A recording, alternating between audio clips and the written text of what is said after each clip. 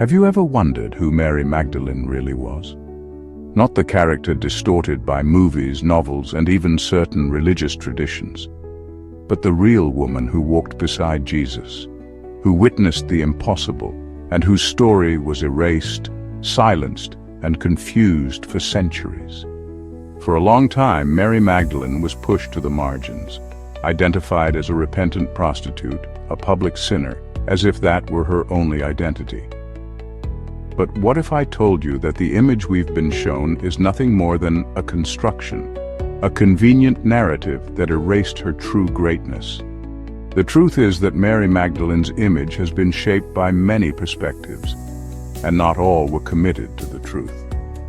In popular culture, she appears as the fallen woman redeemed by Jesus, or in some films, even as a secret lover of Christ. But that's just a shadow of the real woman. To truly understand her, we must go beyond assumptions and look at Scripture with clear eyes and an open heart. The confusion began back in the Middle Ages when influential sermons started merging various women from the New Testament into one: the sinner who anointed Jesus' feet, the adulterous woman nearly stoned, and Mary of Magdala. These separate stories were combined into a single soul, and thus, the lasting stigma surrounding Mary Magdalene was born. Yet the Bible, with all its clarity, never once calls her a prostitute. So why did this happen?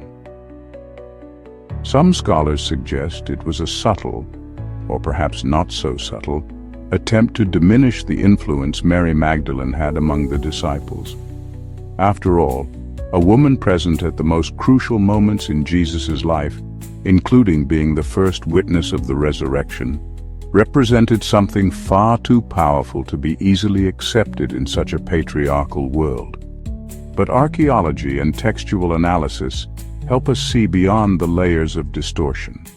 Ancient manuscripts such as the Gospel of Mary, a non-canonical text discovered in Egypt, portray Mary Magdalene as a close disciple of Jesus, possessing deep spiritual insight, even provoking discomfort among other disciples because of her wisdom.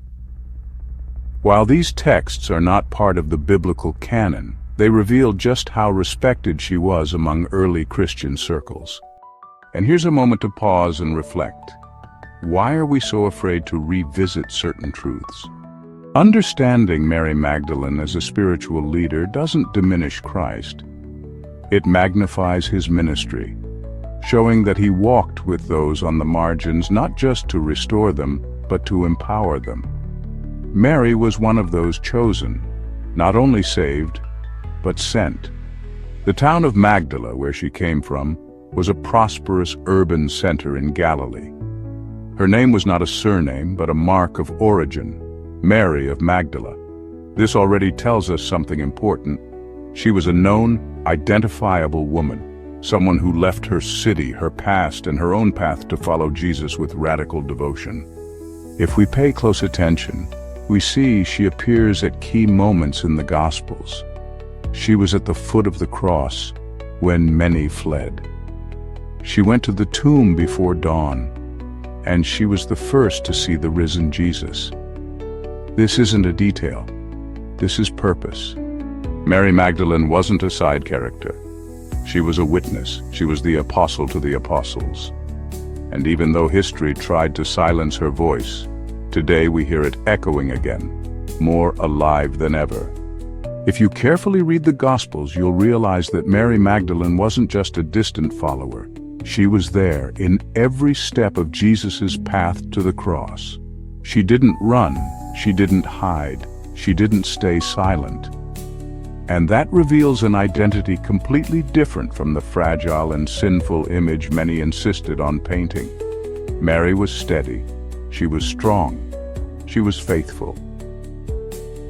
The Bible tells us that Jesus cast 7 demons out of her, and that has often been used to associate her with sexual sin. But 7 in biblical language symbolizes totality. In other words, she underwent a deep, complete spiritual deliverance. She represents all those who were entirely transformed by the presence of Christ. And after that transformation, she became one of the most devoted disciples. She didn't preach from pulpits, not because she wasn't allowed, but because such structures didn't even exist in the first century context. She preached with her life, with her presence, with her courage, and with her voice when she became the first to announce the resurrection. It was to her that Jesus said, "Go and tell my brothers," John 20:17. Jesus chose her. He trusted her. He entrusted her with the most important news of the Christian faith. But why was that ignored for so long? For centuries, theologians and religious leaders didn't know, or didn't want, to deal with the fact that a woman held such significance in the early days of the church. And interestingly, many of the apocryphal writings, such as the Gospel of Mary, show Peter questioning Mary's influence, displaying jealousy or disbelief. That reveals that the struggle for space and voice is not new. The early church also wrestled with it. Even so, Mary persisted, and her influence grew. In the early days of Christianity, she was revered as the apostle to the apostles. She was seen as an example of faith, commitment, and total surrender. But over time, as clerical structures began to form around male hierarchies, her name was set aside, and her story rewritten. Still, Mary Magdalene's legacy endured. Today, theologians and historians are revisiting her journey, uncovering documents, archaeological findings, and cultural analyses that point to a powerful truth. Mary Magdalene was one of the central figures in Jesus' ministry. She shows us that discipleship isn't about social position, gender, or titles. It's about radical love and unwavering faith. And perhaps that's why she remains so relevant. Mary Magdalene is being rediscovered as a symbol of resistance, spirituality, and true redemption. She inspires women's movements, religious communities, and social causes. She's become a reference for those unfairly judged, for the rejected, and for those longing to live a deeper, less dogmatic, more authentic faith. Her image is being restored, her name is being honored, and her mission is finally being recognized. That leads us to a vital question. How many other voices have been silenced throughout history? How many more Marys still need to be heard? That's why talking about Mary Magdalene isn't just a historical exercise. It's a spiritual act, a gesture of justice, a way to remember that Jesus didn't choose the most perfect. He chose the most willing, and Mary was willing until the end. If you've come this far, I invite you to share in the comments. Which part of this story touched your heart the most? Have you ever heard about Mary Magdalene this way? Share your experience. Your voice matters just as hers did. And while you're here, subscribe to the channel, turn on notifications, and hit the like button if this content blessed you in any way. We are only beginning to rediscover the forgotten stories of our faith. Today, as we look again at Mary Magdalene, we realize her story is still being written. Not with ancient quills or hidden scrolls, but through the voices of all those brave enough to seek her beyond the labels. She represents a call to truth, a reminder that faith is not built on appearances, but on deep experiences, real encounters, and true transformation. This new perspective on Mary Magdalene invites each of us to reflect on how we view women in Scripture and in life. For a long time, female figures were relegated to secondary roles, often remembered only for their mistakes or suffering. But Mary shows us another possibility, being remembered for her courage, her faith, and the mission entrusted to her by Christ himself. In today's world, she is increasingly seen as a symbol of spiritual empowerment, not as an ideological banner, but as living testimony that God shows no partiality. He chooses whomever he wills, however he wills, regardless of labels, judgment, or human structures. Mary Magdalene is for many a bridge between tradition and the renewal of faith.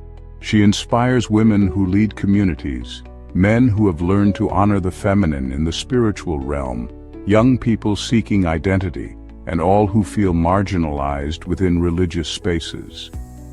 Her presence in the resurrection narrative is a milestone, a sign that God trusts broken hearts and willing hands.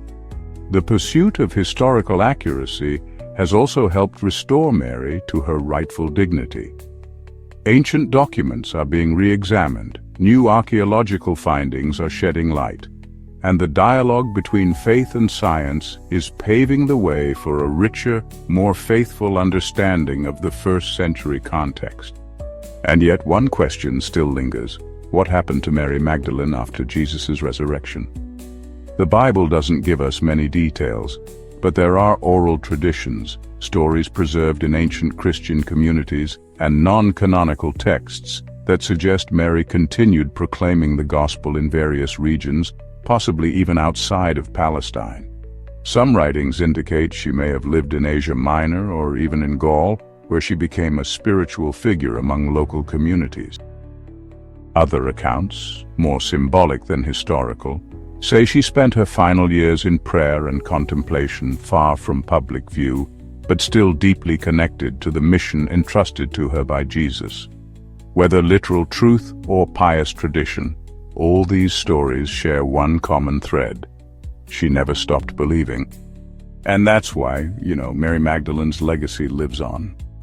Because her life was not just marked by one moment of deliverance. It was shaped by an entire journey of steady faith, quiet service, and unshakable courage. She was a woman who defied the norms of her time, who stood where few dared to stand, who saw the risen Christ with her own eyes and had the humility to announce him with her heart.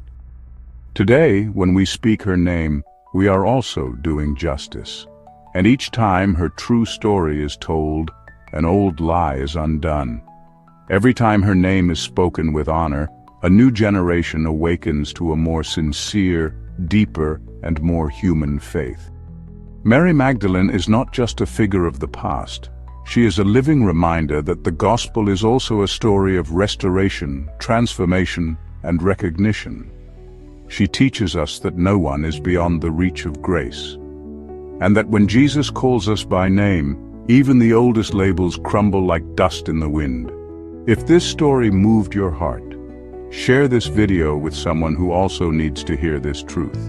Because maybe, like Mary, that person is just waiting to be called by name, to finally rise and proclaim, "I have seen the Lord."